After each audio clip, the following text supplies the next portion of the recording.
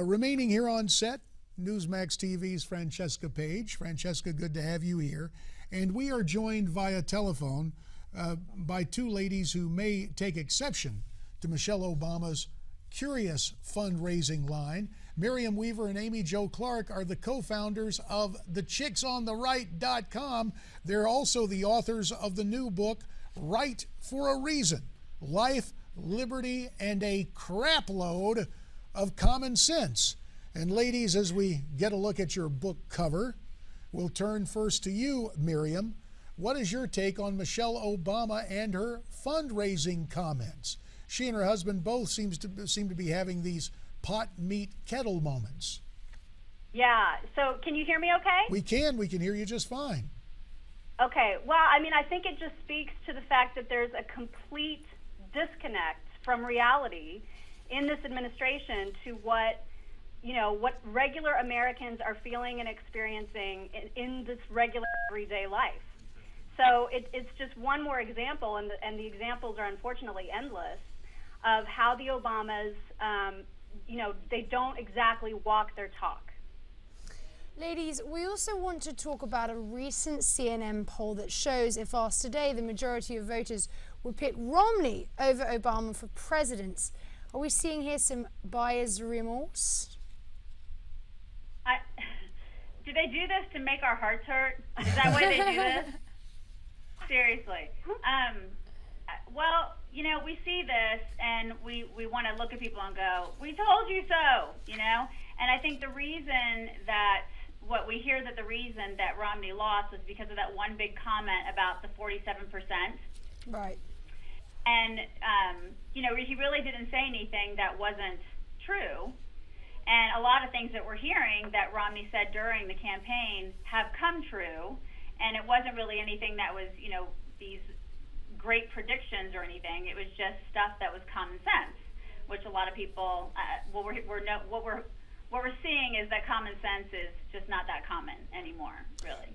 But, when we see the Romney name floating around for 2016, it makes us all wonder, is he going to run again?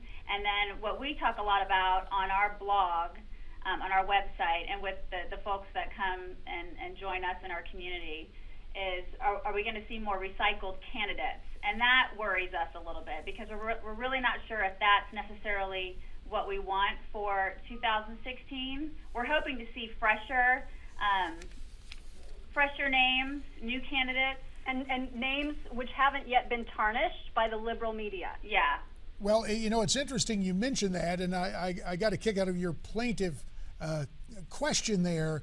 Are they doing this to make our hearts hurt? But ladies, you seem to be thinking with your heads, not only your hearts, when you talk about the dangers of Mitt Romney and a recycled candidate. For example, Amy Jo, in that same poll, Romney was pitted against Hillary Clinton for the 2016 election, and in the scenario offered by the pollster, Hillary Clinton beats Romney by over 10 points.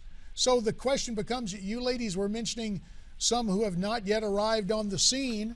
I think about Indiana, if I'm not mistaken, that's the place you call home. Mitch Daniels, yep. A successful run as governor. My old House colleague, Mike Pence, mentioned as a dark horse candidate for president.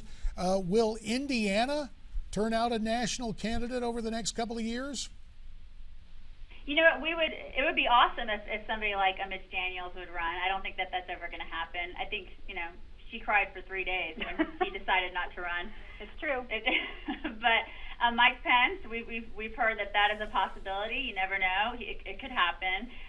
There are some other ones that, the people that have been floating around a little bit, like the Rand Pauls and the Ted Cruzes and people like that are somewhat new. They're not yet completely tarnished, but people have been seeing more and more of them that we've been seeing cropping up, the newer people. But then we see people like the Michelle Bachmans and the Rick Santorums and those people who have run before who are saying, I'd probably do it again.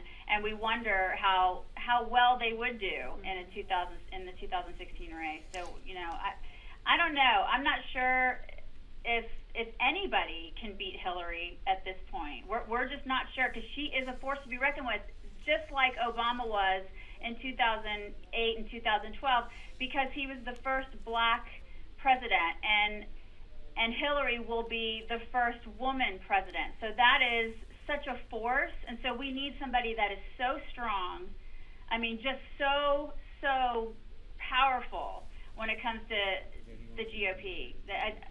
It's got to be somebody that is not just, halfway. Well, ladies, as you mentioned, Hillary's posture and the fact that she's a woman and you are the chicks on the right, does there need to be a woman on the Republican ticket in 2016?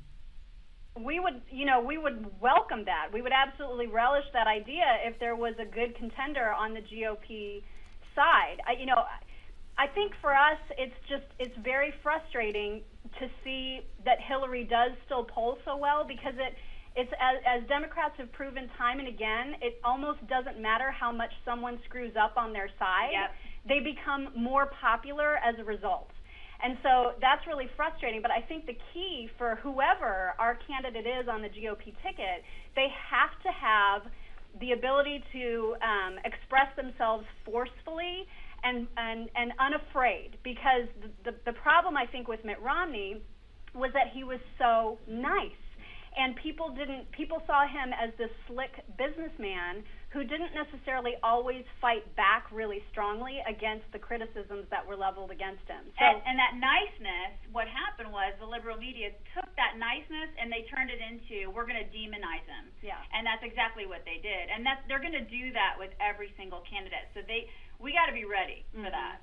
Now, ladies, I want to ask you, we know that Congress is preparing to start a 5-week break at the end of next week, and there's still areas of serious unrest here on our border and overseas in the Middle East and other regions.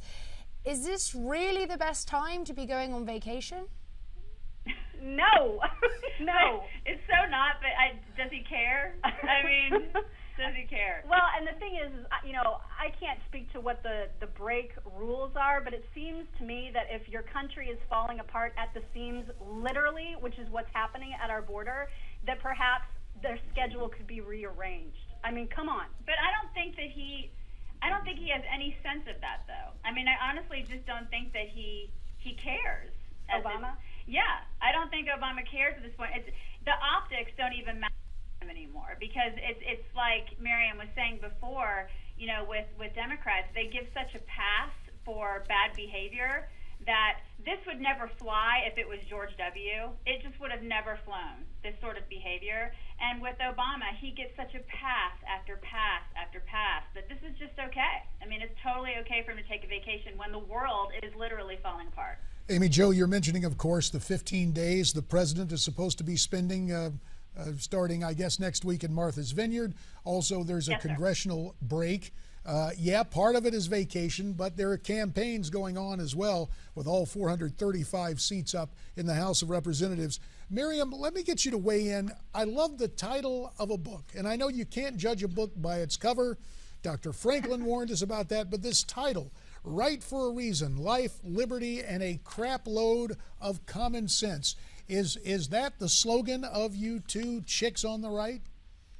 Actually, no. I mean, if you look at our website, our tagline that we've had for the last 5.5 years is conservatism needs a makeover. And that is a theme that is part of this book. But this book is really about, it's a reminder, really, to conservatives about why it's right to be conservative.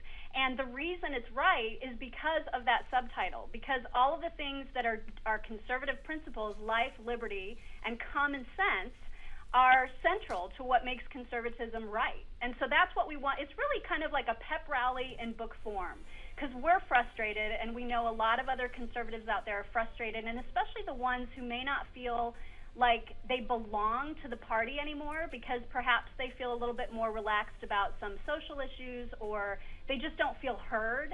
And so really we wrote this book to appeal to them, but also to people who are independent and kind of on the fence about where they might fit in, to show them that not every conservative fits into this old, stodgy white guy mold. And we will have to leave it at that. I don't think I'm a stodgy white guy. Maybe I'm getting older. At any rate, Miriam Weaver and Amy Jo Clark, we thank you for your time and your conservative thoughts on your new book, Right for a Reason. Thanks so much. Good to talk to you. Thank you. Appreciate it. So, what are your thoughts on this? We'd love to get your comments. Tweet them to us at Newsmax TV, #America's Forum.